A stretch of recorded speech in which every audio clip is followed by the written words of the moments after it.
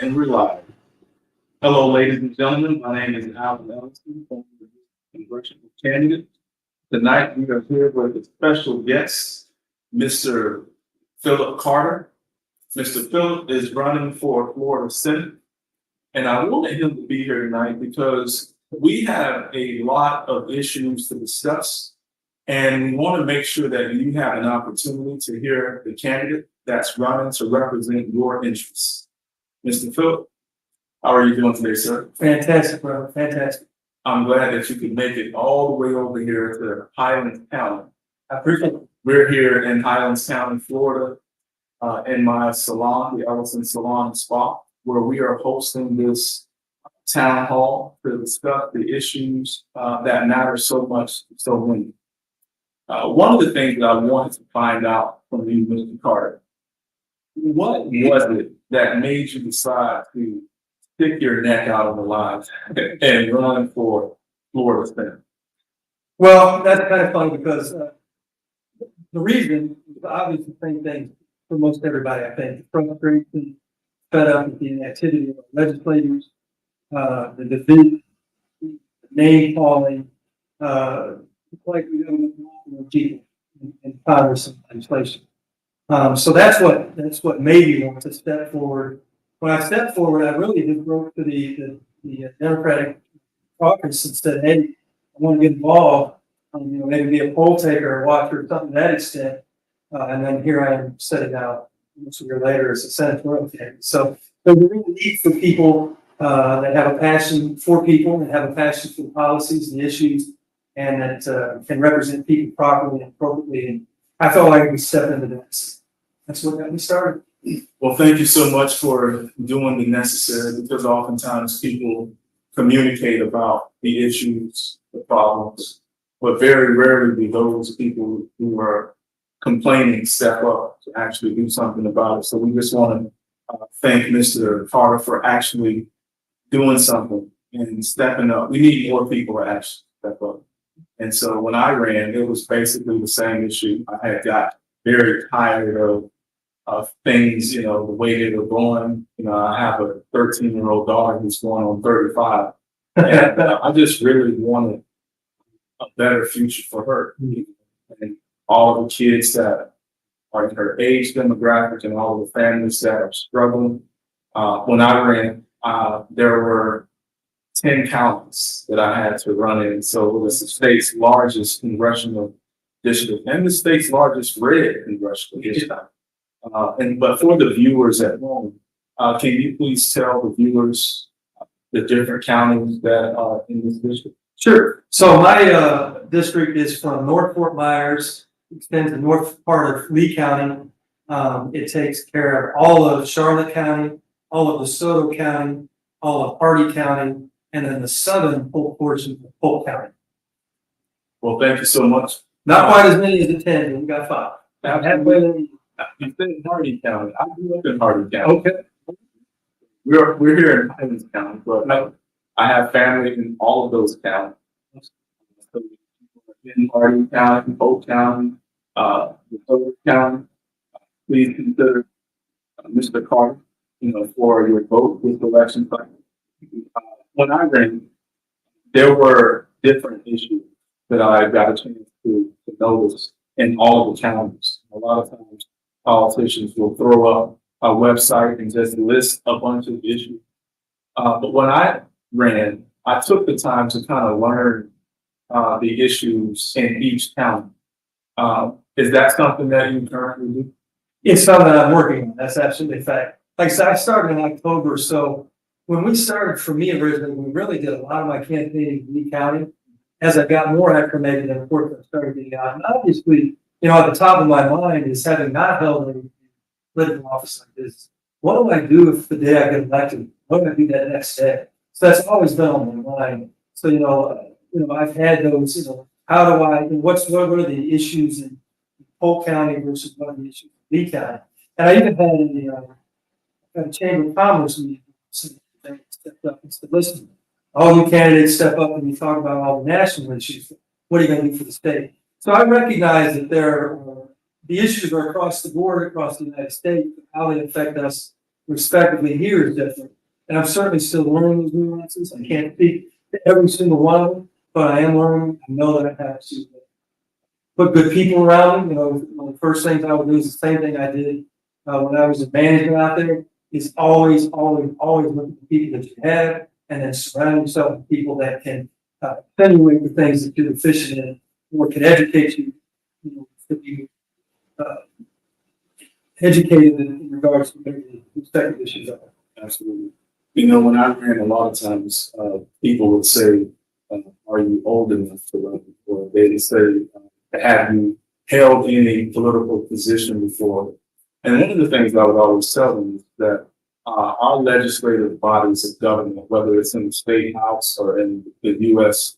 House, it's broken down between a very diverse population of people that represent everyone's interests. And so I'm sure that there are people out there that are considering running. Can you please tell the audience what your background is, and how do you feel that your background will benefit you in representing their interests? Absolutely. So I left high school and I went immediately into the United States Air Force. So I served 6 years in the United States Air Force. I was in security police and law enforcement. So, you know, as a young man going into the Air Force at 19, right out of high school, that was a huge jolt for me as far as educating, you know, what's going on in the world, what my role might be down the road, how I could fit in and be a part of a bigger picture. As far as, I guess, well, what would I say? Well, I'll just say, on top of being in the military during the 6 years, I left that and went into law enforcement, civilian law enforcement, worked for a sheriff's department in 2 different cities. And then I left that and went into theater management. So I basically was doing a job when I was going to college with theaters. Ended up going from, you know, popping popcorn and selling tickets to a district manager, overseeing 21 theaters in 5 states for a company out of Michigan, Rivers Quality Theaters. My family are general contractors, Carter Construction back in Champaign. They went into business. My father's passed, the family's pretty much gone. But for 50 plus years, we were a subcontractor and a general contractor in the community. So I've been in construction, I've been in business, been law enforcement in the Air Force. How I think that will affect me or impact me, you know, when I thought about this and even being qualified, you know, I certainly thought to myself, qualified to step up and be in a role like this is a pretty heavy thing. And I looked at the candidates that are out there, what's happening with them. I looked at the experiences I've had in life and I said, you know what, I can go out there and put good people in, just like I did in business, just like I did in law enforcement, wherever I've done, and get the good information, be the honest person to go out there and pursue that doggedly until what we need to happen happens. So, you know, that's kind of how I look at my role. I haven't been in law enforcement, you know, obviously been with people in good scenarios, bad scenarios, in business, like in leaders, you know, customer service is obviously important. Customer service here, wouldn't call it customer service, but certainly might be able to connect with a large group of people is a benefit to me. And then just the education I've had in life through all those experiences. You know, life as a law enforcement officer in the military, seeing the bad side of people and how we have to deal with that. But also for me, my life being, to be quite honest with you, so blessed. You know, I had a great family, huge family, fantastic community, fantastic neighborhood, you know, between my teachers, my neighbors, my school administrators, principals, all of that. I was just literally, I have to say, I think I'm one of the best people in the world. I was never rich, or never poor. And I speak all the time to friends and people that know me about balance. And that's a big part of what I want to try to bring. It's going too far left and right. We've got a system of 2 parties for a reason. That's because we have a conservative set of ideas, we have a liberal. And we hope to get somewhere in the middle on most of them, right? So, you know, I guess that's how I feel that my experience would help me move forward. Well, I would say that your background is pretty comprehensive and actually touches in a lot of different verticals with law enforcement, business, construction, theater. I think that a lot of people would would be able to identify with you.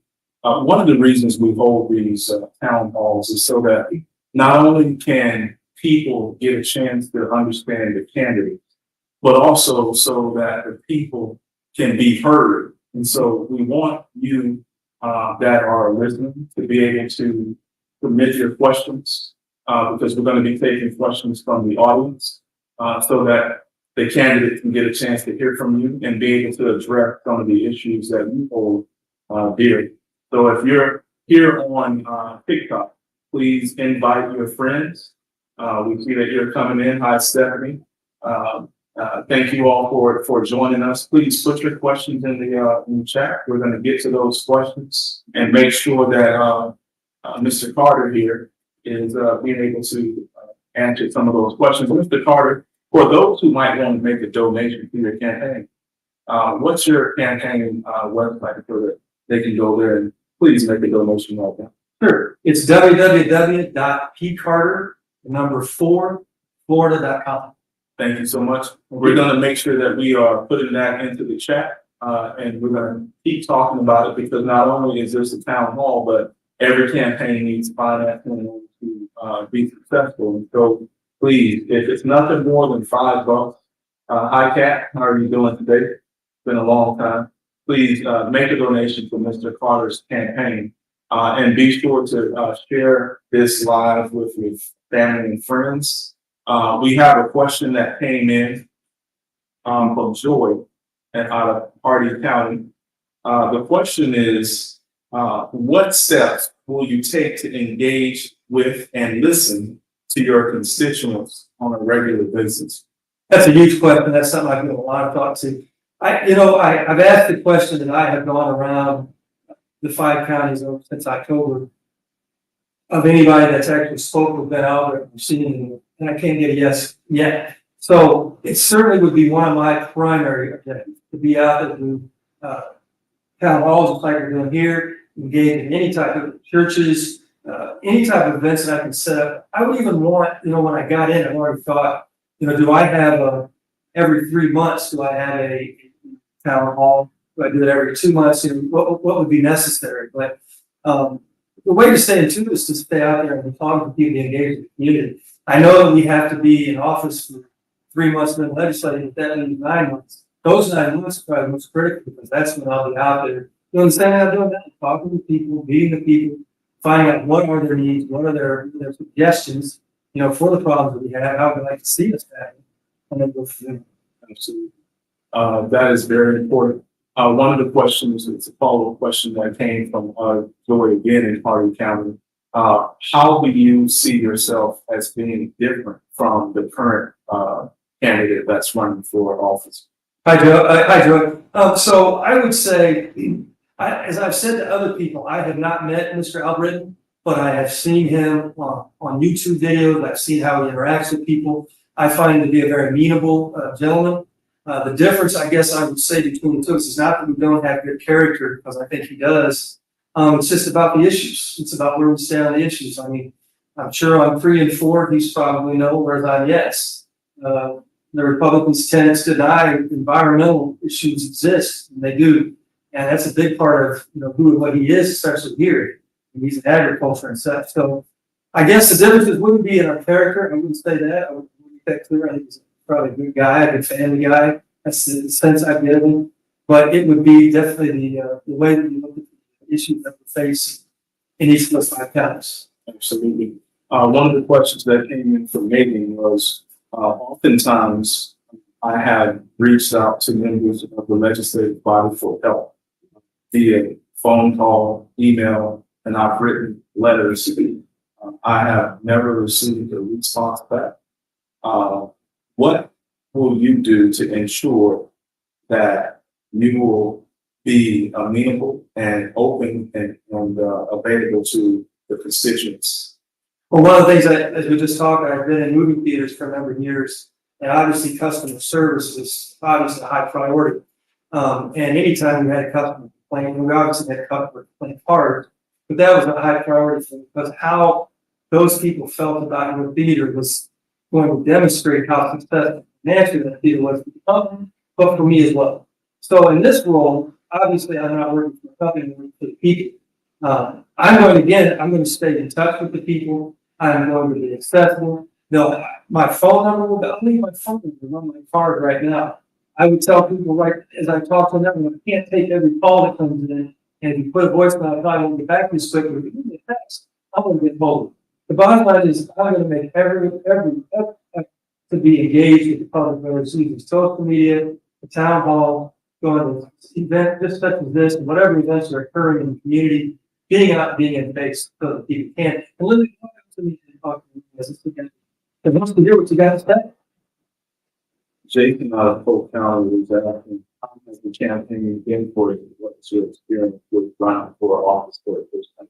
That's an interesting question. I haven't had that question. I like that. I would say that for me, having started again, like I said last October, to the way that it is now, when I was starting, it was kind of a little bit scary. For me, it was scary because I really saw the need for the country to have a president other than Trump. So that was my first action in all this was not so much geared for what I actually win in this race, but I can at least be in this race and certainly have people representing people's positions democratically to represent our views and our point.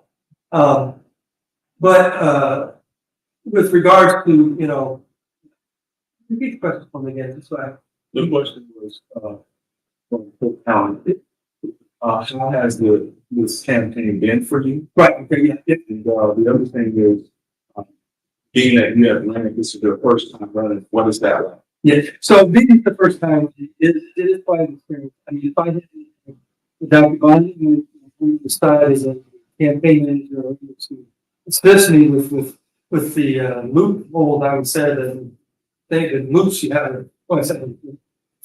the hoops you have to jump through to get to where you want to be. It is a process.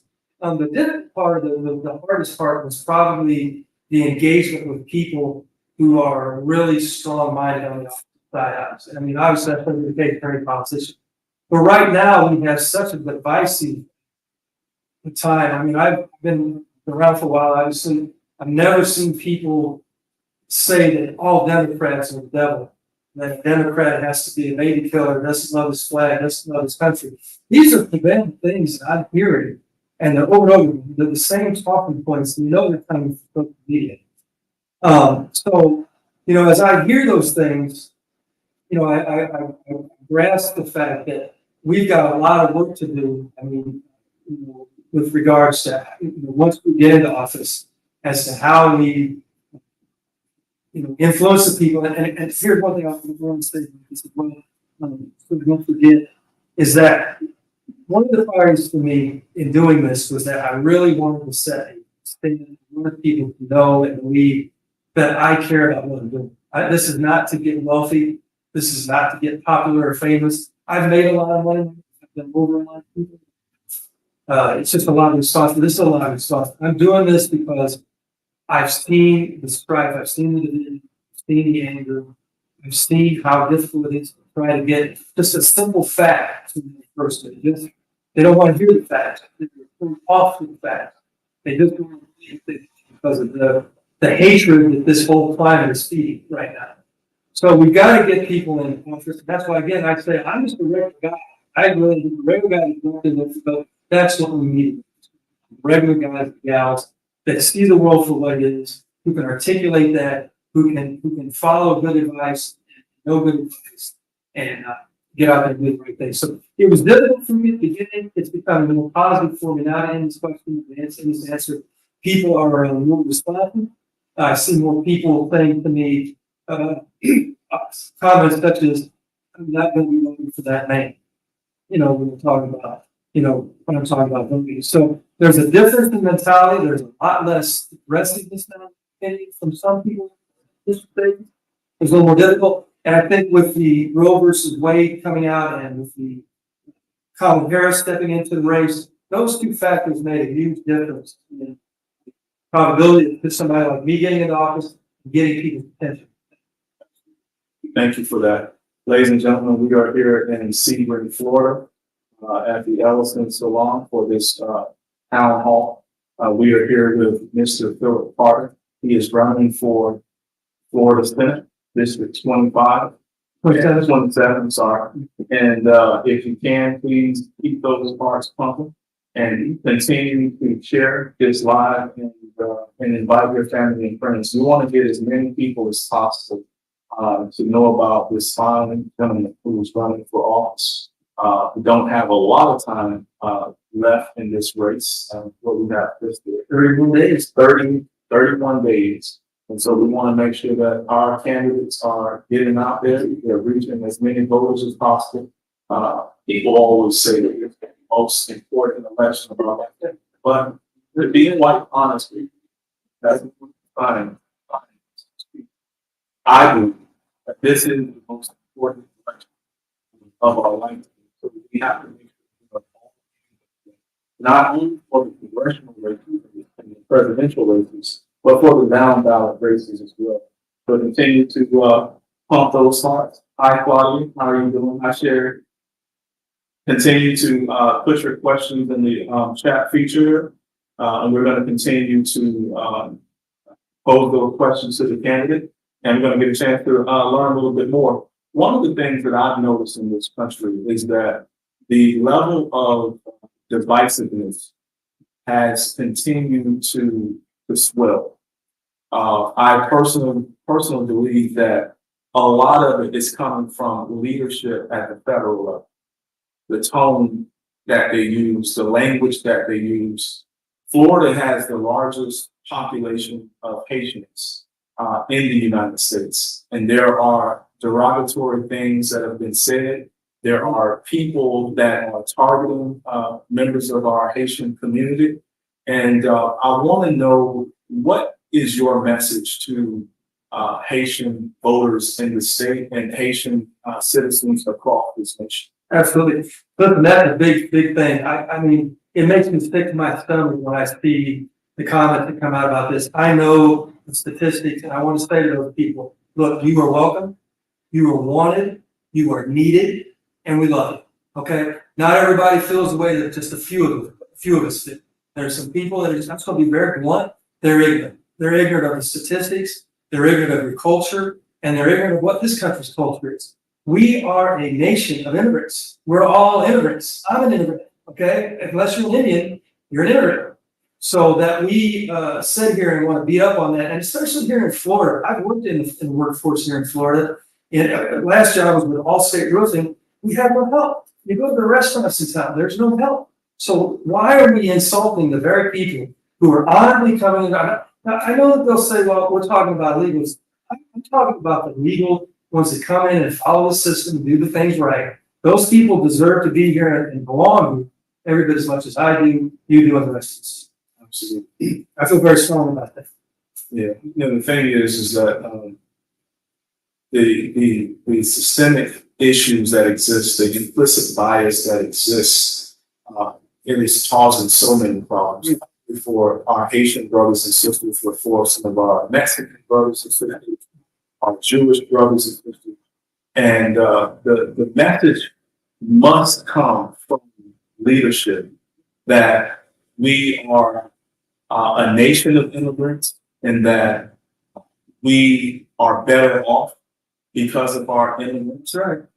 In fact, the statistic is that immigrants are 70% more likely to start businesses. Okay? Small businesses are the backbone of our economy. And whenever we embrace diversity, immigration, and people that are willing to come here and work hard, it only benefits America and therefore Americans. You know, the thing is, you were a business owner, so you understand the plight of business people. During the pandemic, Florida lost a lot of business, lost a lot of people. In this downtown area of Sebring, 80% of those businesses went out of business. And so I was one of the few lucky ones that happened to be still standing. But a lot of those businesses will never come back. And now that we have AI that's taken the world by storm, knocking people out of jobs, from a business owner's perspective, what is your views on how do we make sure that our population is educated enough, as well as thinking about business and in terms of entrepreneurship, and then what types of businesses do you think that we should be trying to recruit to make sure that the population has jobs in the state of Florida? That's a big question. That's a lot with regards to AI. We've got AI coming in, and nobody's really speaking. But I've looked at it. It's not frightening to me. I mean, I don't know what if you're a business, if I'm leading a business, think I would be looking at. I would obviously, as a business owner, want to be looking at how much could that benefit me, and what impacts it's going to have on my company, my people, my community, and then having to make a rough decision from there. As far as what kind of businesses we can draw in, I wish I could say I know. I really don't have a good answer for this. Sit here and try to put out what I do. I think we got definitely some big issues we have to tackle. I'm going to have to be educated. I would stop that, to be quite honest. Absolutely. So one of the things that's happening is, as AI is beginning to rise, baby boomers are retiring. And the thing is that the job market is getting ready to open up like never before. But the problem is that our youth are not really thinking about jobs Like we used to. like you used to. That's right. And so, one of the things that I do now, and your campaign manager asked me what have I been doing since I hadn't been running. But one of the things that I do is I chaperone high school students at the college to learn trades. Okay. And this came up the other day, and that is a lot of jobs are going to start coming available. But they won't be the kind of jobs that our youth are interested in. Right. And so, and a lot of these jobs don't require a college education. Some of these jobs require certification and just learning simple trades. And so one of the things that I would like for you to take a look at is encouraging high schoolers in the district to consider taking up a trade at a local college. Because some of the colleges do have trade programs. And if they don't decide to go to college, at least they will have a trade that they can fall back on, maybe even start a business, and be able to help, stimulate the economy. Because as we talked about earlier, it's small businesses that really are the backbone of our economy. As AI takes a lot of these jobs, we have to be able to balance that some kind of way. The other thing is, there are some things that are coming down the pipe that people really just need to be prepared for. Like, for example, we have a hurricane coming on Wednesday. I originally thought that we were going to be having a hurricane tonight. And so I'm happy that it didn't disrupt this town hall. But Wednesday, a hurricane, they're predicting a category 3 will hit Florida. We just dealt with a Hurricane Helene. And right now, I believe it's over 180 people that have passed. Yep. And there are thousands more that are missing and displaced. And I predict that death toll is going to increase. So, what message would you like to send people in your district? I don't know if anyone's ever asked me this question, but what message do you want to tell people living in Florida? So I guess, one of the things, it is, in fact, Cindy and I were talking about this as we drove tonight. We were talking about, we just had a storm, we're facing another storm, and talking about the devastation to the community. For me, myself, I had a place from the previous hurricane 2 years ago. Just recently got a roof on it, got a new floor in it, and I'm still waiting on the carport. So and when we had that hurricane, I went on after and went with FEMA around the 4 hours through the area and spoke to community people that were going through. It is a horrible thing. You know, I've never been displaced personally, but I have been without power or water or things for a significant period of time and been homes. You know, my place was flooded, couldn't get out, had to do a lot of cleanup and debris throughout the whole park with everybody. So I feel the pain, and I know we've got more coming. The best I can say to you is we've got a lot of work to do on this as well, as far as being prepared for our storms, having a better preparedness system, making certain that the right people are being evacuated when they need to be evacuated, but also just our home construction practices. You know, the way that we go about building homes, we make some problems. Again, I've worked out there in construction here. I have to be honest with you, sometimes when I see, it's not what the customer thinks they're getting, and it's outright dangerous, you know, at occasions. So it's something we all have to educate ourselves. You know, when talking about education, when I talk about education, I'm talking about education just like you are, from the perspective of not just K through 12, but when you go to school and you start school, you know that by the time you get to the 12th grade, you're going to have a choice of either maybe college or trade school or the military. And high school helps to prepare you for one of those groups. So if you're going to go ready, you know, maybe your classes. So by the time you get ready to graduate, you're going to head off into one of these programs. And I'm sure that we could involve community leaders, business people in being in that, because it's going to be advantageous for them to have good recruits, you know, that are green. They can mold them what they want from the very beginning. So there's a lot of things we can do with educating our people. With the storms, it's about educating our people. We don't have, you know, like in Illinois and the Midwest states, we have air horns and stuff when the tornadoes come. Here we get days and days of rain. It almost makes it lethargic, because then when it hits you, it's here.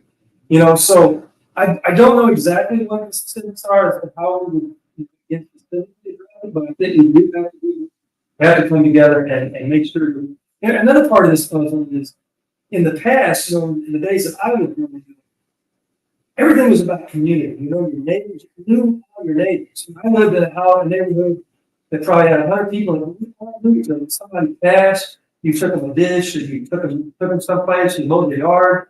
But we helped each other out. In these crises, we need to be able to do that. And it does happen to an extent, and it doesn't happen like it should. You know, so we have to come together as a community, educate ourselves, and just be prepared, and then expect that our legislators and public officials will address the issues like we know right now. We have fecal matter that's leaching out into our communities because of the amount sturgeon that shouldn't be happening. We should have been prepared for that. So, you know, that's what I would say. We've got a lot of work to do, and that's from the local level up to the state level. Yeah, that fecal matter is. And that was, Yeah. But it's actually more than what people think. I think across the country, it's about 900,000 tons that are seeping out off of the agricultural foods because of the dilapidated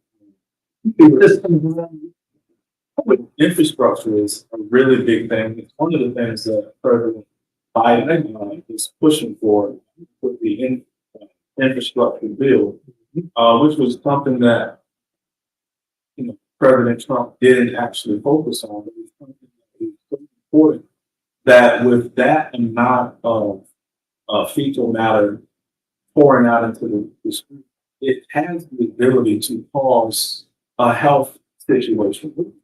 Because if you go back to the 14th century, one of the problems that was taking place was it was just waste on the streets that they weren't picked up.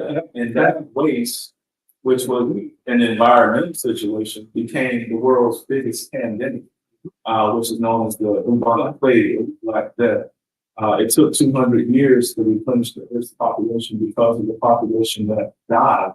And so this is something that is very important. So from a policy standpoint, I'm sure that's something that you would be focused on to make sure that our people are safe, that they're not getting rid of the disease, right?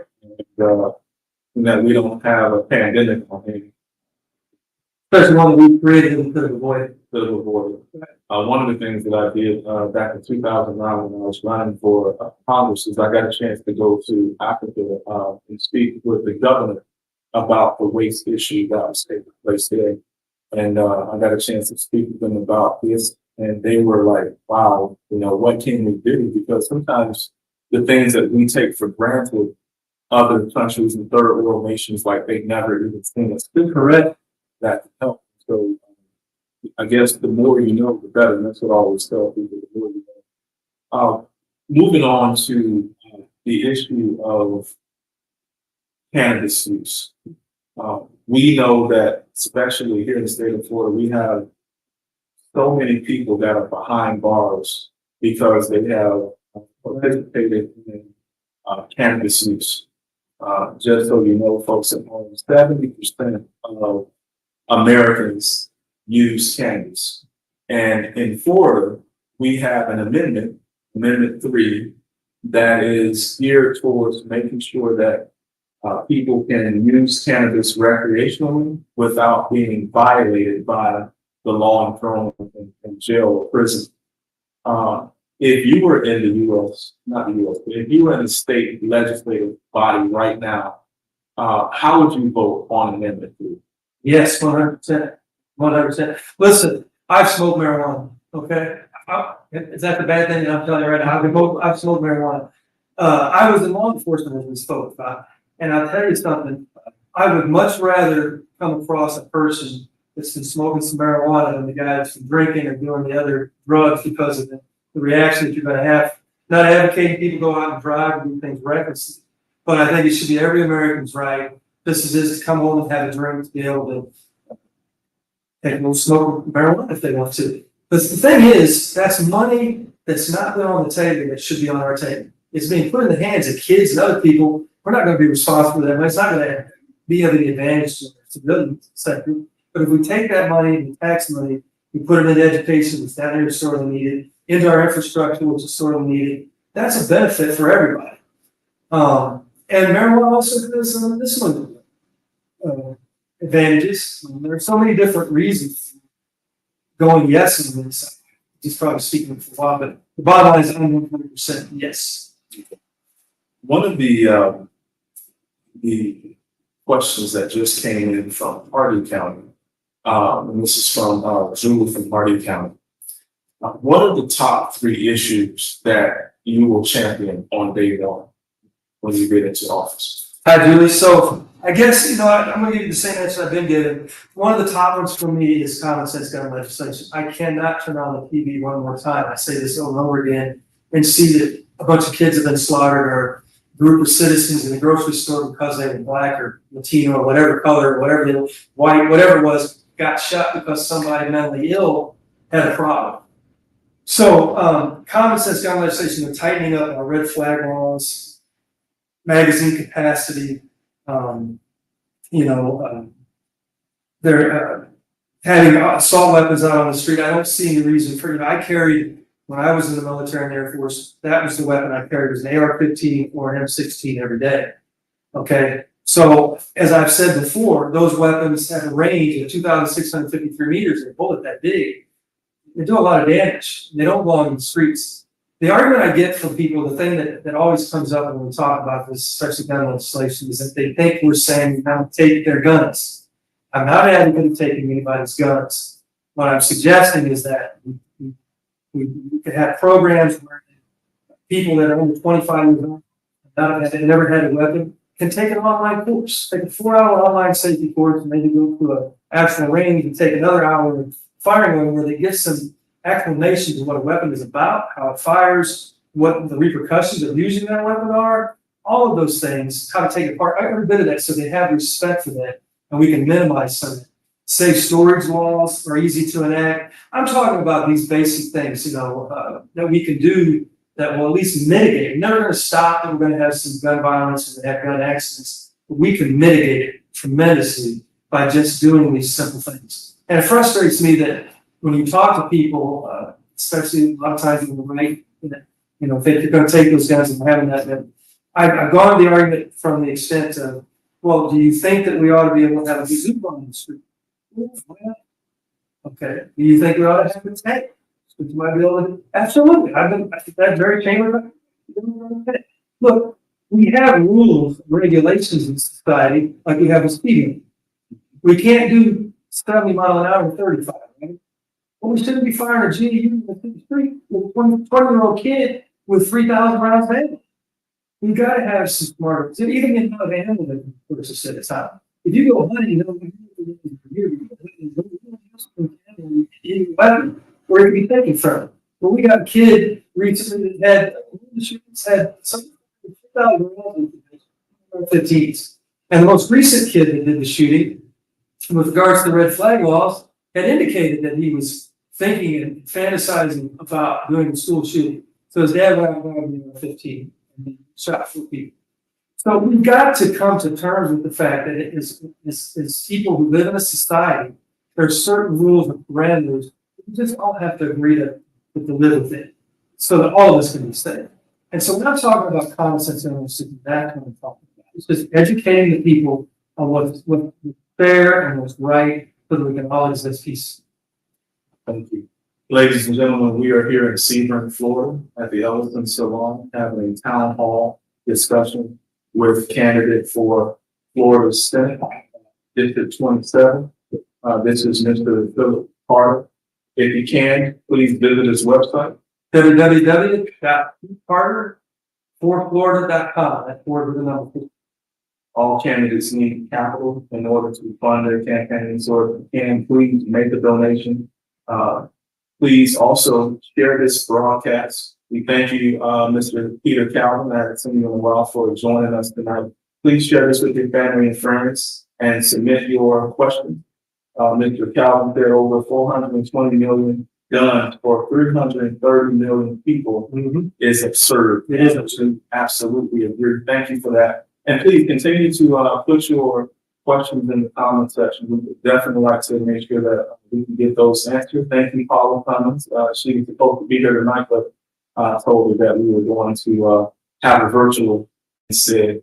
One of the things that I find absurd is the fact that DeSantis has sent our police officers to Texas. As a police officer yourself, as well as someone who's looking to become Florida's next senator, what are your thoughts on it? Well, first of all, what the senator do, I make no sense to me. He's created his own, it's not even really the police force there, his own special kind of militia force, as I understand it. But as far as them sending them out, if I understand this correctly, he's sending them out and they're going after people that have voted no on the abortion issue. Isn't that correct? Is that what this is about? That's what I understand this to be. Yeah, I think it's Gestapo tactics. I think I certainly wouldn't be comfortable at all as a police officer. First, we're going into another state. If you're a police officer in a state, you're commissioned in that state to powers throughout that state if there's a felony being convicted. But that doesn't give you powers throughout other states. And then there's some, line and define that a little bit more specifically. But I would not. That's just not right. Shouldn't be happening. Also, as a police officer or former police officer, what is your stance on community policing and how will you address some of the issues that we've seen in the past when it comes to how police interact and deal with members of the African American community? Which has been an issue for some time. That's disgraceful. I just one of the things I'm excited about is that, becoming a senator, in my opinion, and getting into a position like this will allow me to go and talk to the sheriff of the counties, talk to the chief of police of the counties, talk to the mayors of the counties about the experiences I've had and what I see and what we can do to better to facilitate this better. When I was in law enforcement, the big key word was being proactive. We were instituting proactive law enforcement. Now, a lot of departments have done that these days. In other words, trying to get ahead of, being out and putting police officers out there on the street. But a lot of this, I think, will stem from appropriate training. We have to. There's a lot of talk for a period about defunding the police. People are saying we're kind of. That's not what the intent was. The intent was to divert to reallocate those funds to where we would have police officers better trained to deal with some of the issues that we're dealing with out there, that they're dealing with out there now, with regards to mental health. Because when you're having kids go out there and shoot kids, obviously a mental health issue. Anytime somebody's doing something like that, it's obviously a mental health issue. So for me, that would be an exciting part of being in my job, because I can assure you that would be something that had passion as a young person all my life for law enforcement and order, I would definitely involve myself with local leaders and look at other communities, look at communities that have been successful with handling gun legislation, but with respect to crime, and where the respect crime is in that particular county, because it's going to be different. And then just tackling that with the solutions we come up with, even if it's come with law. There's always an answer. When I was in management, one of the things that I was successful at was I could move from one theater to the next. I was always upgrading. And I did that comfort because I always knew when there was somebody that I didn't have. So the kind of thing with this. There are answers. We just have to learn what for, and then we'll sit down and discuss and talk to people.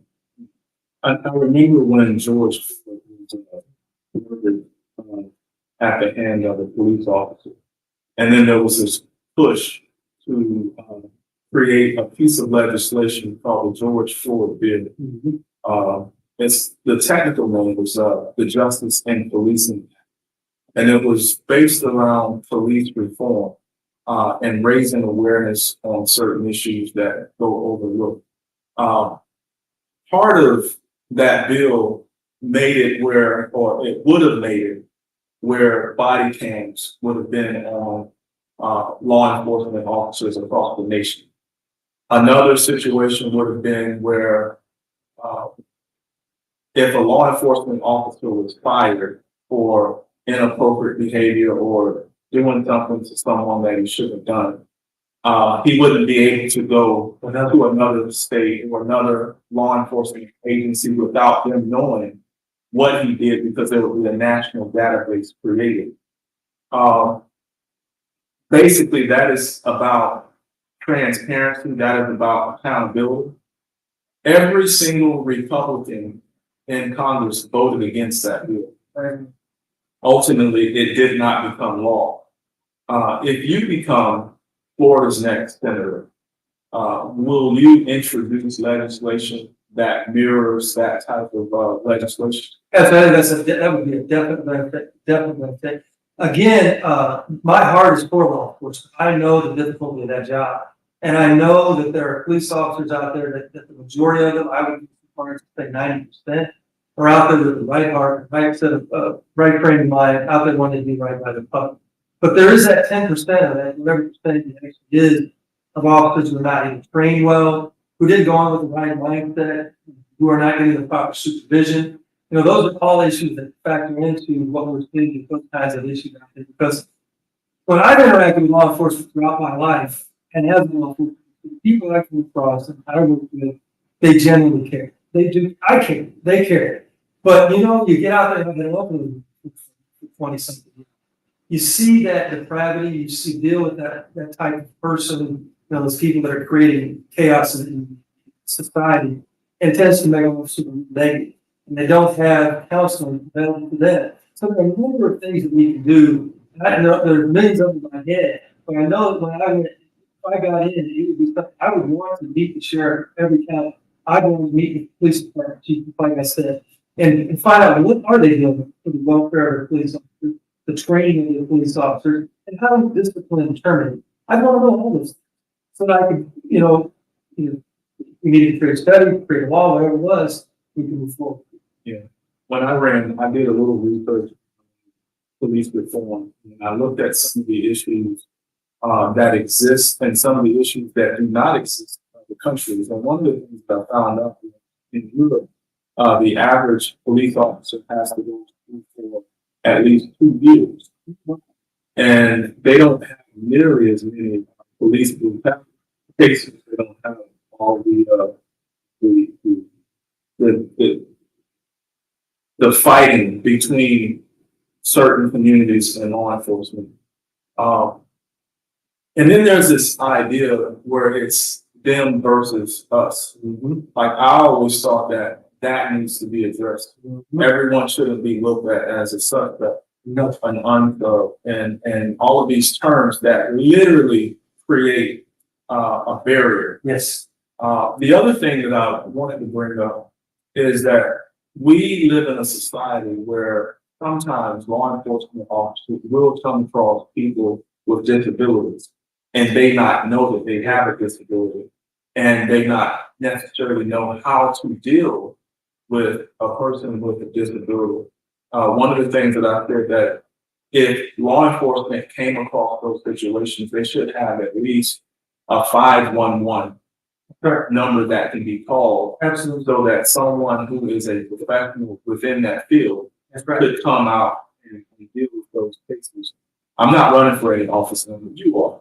And I agree with that. I think that's what we were talking, that's what they were saying, that, we need to reallocate funds so that police officers are better equipped, or that we have other people that can attenuate that police force and go out there and assist that police officers and learn how to deal with those people that have mental issues.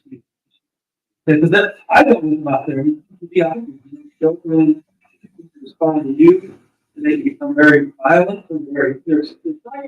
With a gun in the head, all he knows that guy can take you away. That's what's available in there. So it's an issue of, again, I think the society is starting to recognize certainly more. We just got to put cap. Education. One of the issues that is really plaguing for, and really across the country, is the rise of opioid use, meth. I know the surrounding communities, both Polk County and Highlands County, has a very large meth population. People are using meth as a way to deal with some of their issues, their coping mechanisms.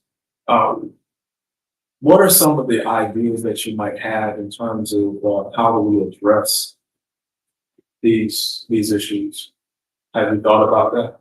Well, yeah, I mean, obviously, I think about, again, I think it's really about having community programs and in school programs, certainly. Like when I went to school, the reason I never smoked cigarettes all my life was because in second grade, I remember this to this day, a nurse came to our school and she showed us a set of lungs. One was healthy and one was not healthy.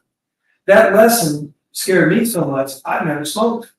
Now, I don't think that you can scare kids out of drugs, but I think if we're properly educating them at the right age and all the way through school, showing them what can happen. We used to even do, I remember back in the day, I don't know if they do this anymore, but DUI accidents were happening and creeping up, and mad mothers against drunk driving would have cars, a red car put at the school so that students could see, hey, this was your buddy's car, and he's gone, and this is what's left of him in his life.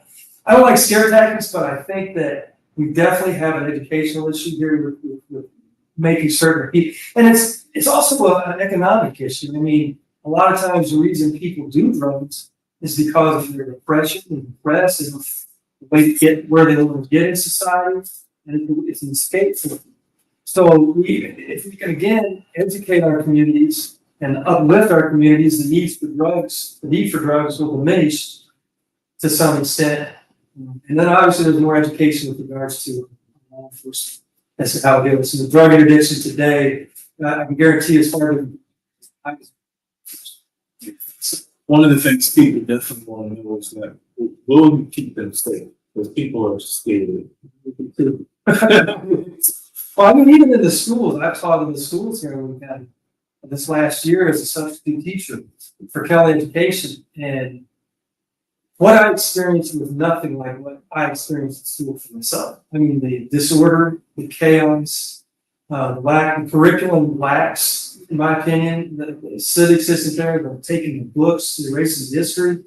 Got some major issues with this kind of, and this doesn't bode well moving us forward. To me, it's moving us backwards. We should be moving forward in those areas. Absolutely. Ladies and gentlemen, we are here in Season, Florida. We're holding a town hall discussion with candidate Phillip Carter, who is running for Florida Senate District 27. If you can, please make a contribution at his website. www.pcarterforflorida.com. Thank you very much. Continue to pump those hearts. Hi, Cindy Bang. Thank you for joining our live. We just want to move to the social issues. We have about maybe 3 questions on the social issues. It's last, but it's not an issue that should be taken lightly. This particular issue is one that I think is the most comprehensive issue of all of the issues. And that issue is, what are some of your views on reproductive rights and women's health in Florida?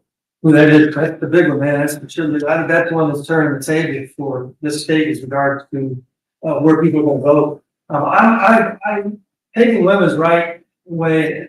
This last 8 months, 10 months has been an immense education for me. I've had nurses that I've talked to and calling out, explaining to me the different procedures they go through, how normal and rational these procedures are, and yet now they're being regulated and made illegal. I've had doctors talk to me and say, I'm scared. I'm afraid I'm going to want to do something for somebody. I'm going to have to do something for somebody. I'm going to end up in prison or losing my license.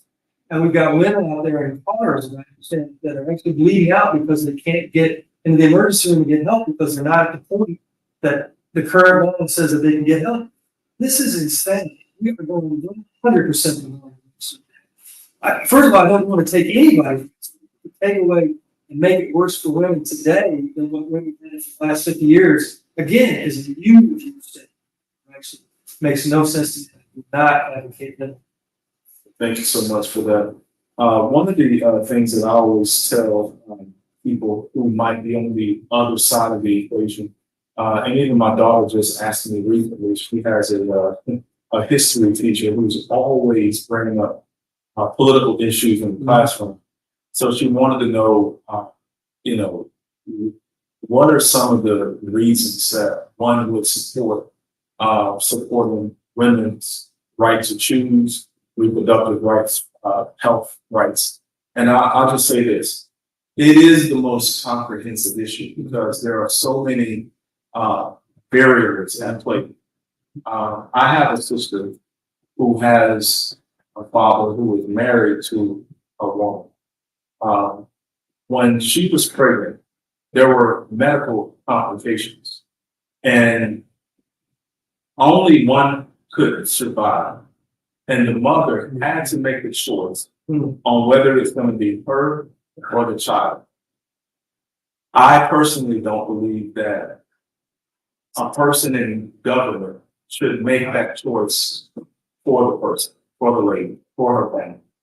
I think that should be between her God, her doctor, her family. That's right. And that's just one scenario.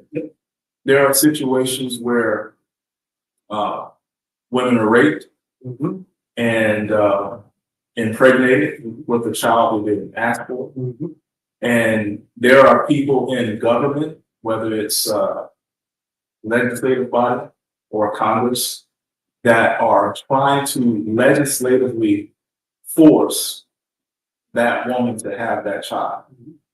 And they talk about being pro-life, but these are some of the same people that will show up at a clinic and bomb. Absolutely. So I find it to be a lot of hypocrisy. I find it to be just a way to control a woman's body.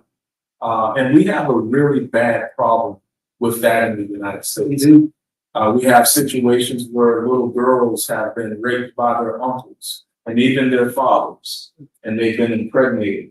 And we have members of our government that are saying the woman should have a child to put the child up for abortion. And the question is, who wants to be reminded on a daily basis that something horrific has happened to a child? It is almost as if you are continuing to victimize a victim of circumstance. And so, I appreciate, your comments on the issue. We are out of time. It is 7:59 and this town hall was going to go to 8 o'clock. If you have any last words, what do you want to say to your constituents in this district? And be sure to let us know where we can follow you on social media. So the last two things I would like to say, I want to bring up an issue you did bring up this real quickly, and that was euthanasia. I remember Cindy and I talked about that you just kind of hit that, just reminded me of that. I just lost 3 loved ones and watched them all go down from cancer, heart disease, and dementia and Alzheimer's. And watching those people go down, watching those loved ones of my family go down like that and not be able to take care of themselves, just like you said with the female and her having her choice. I think a person ought to have a choice between their doctor and God as to when their life is coming to an end, to be able to say, you know what, I can't take care of myself and I'm just going to be a burden. I'm not going to have the quality of life anymore. I'm going to do it. Wherever we are going, that's where I'm going to go. And make that move. So that's one thing that I think is something we need to talk about when we need to bring to the front. With regards to what I want to say, the constituents here in this district is I am sincere about trying to come to this with a heart that is full for the people. I've seen the pain. I've dealt with the pain, losing my house, losing family, seeing how difficult it is down here to work, the cost of living, all those things that you're experiencing, I've experienced firsthand myself.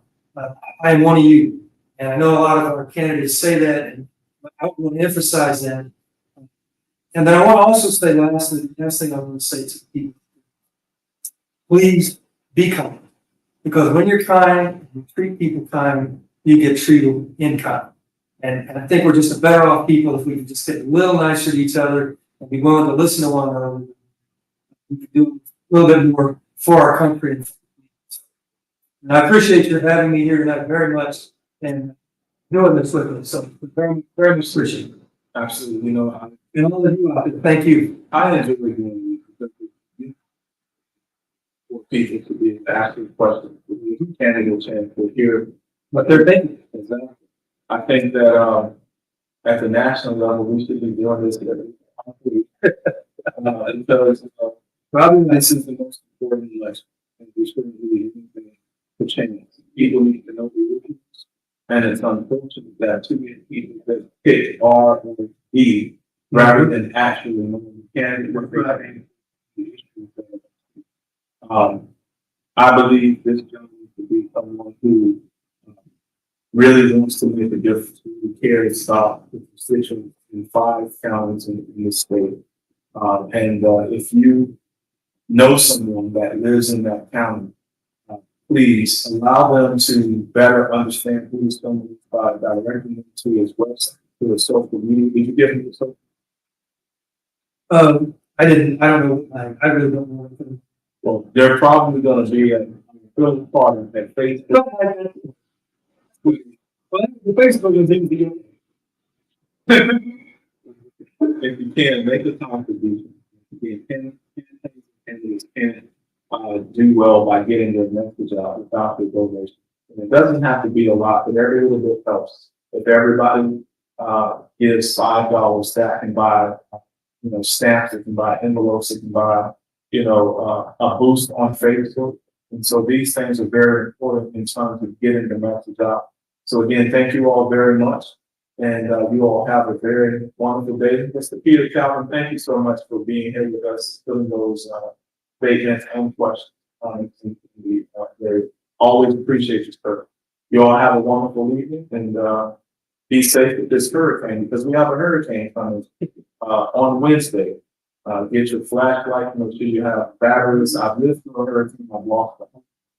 And so it can be a very devastating thing. Don't take it for granted. Find shelter. Make sure that you have your cameras. Get plenty of water. It might be a good idea to go out and get a fishing rod. If the power goes out, you might be able to go to the lake and get visitation. So it's very important. Even get one of those little small grills because you're going to need something to cook on. Hibachi. Yep. Yeah, you'll be having some hibachi going and So again, thank you all. Continue to share, continue to send prayers and thoughts, and definitely the money. Mr. Carter loves the kind of money that deals, but he doesn't have the kind that holds. So,